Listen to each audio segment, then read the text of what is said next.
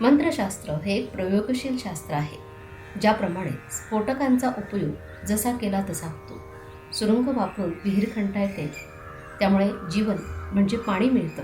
तर याच सुरुंगाच्या वापराने जीवन नष्टही होऊ शकतं. मंत्रशास्त्राचंही तसंच आहे. तुम्ही त्याचा विनियोग चुकीच्या पद्धतीने केला तर ही विद्या तुमचा घात करू शकते. कसा, ते काही घडलेल्या उदाहरणावरून बघूया.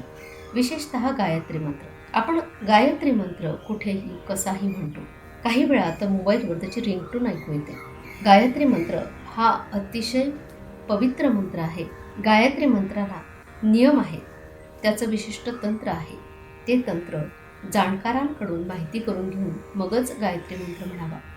गायत्री मंत्राचा जप स्त्रियांनी का करू नये असा प्रश्न नेहमी विचारला जातो. तसंच गुरुचरित्र, श्री दुर्गा सप्तशती यासारखे ग्रंथ स्त्रियांनी का वाचू नयेत असाही एक प्रवाद आहे. यासारखे वाद गेल्या काही वर्षात मोठ्या प्रमाणात वाढत आहेत. यावर बरेचदा उलटसुलट चर्चाही होते.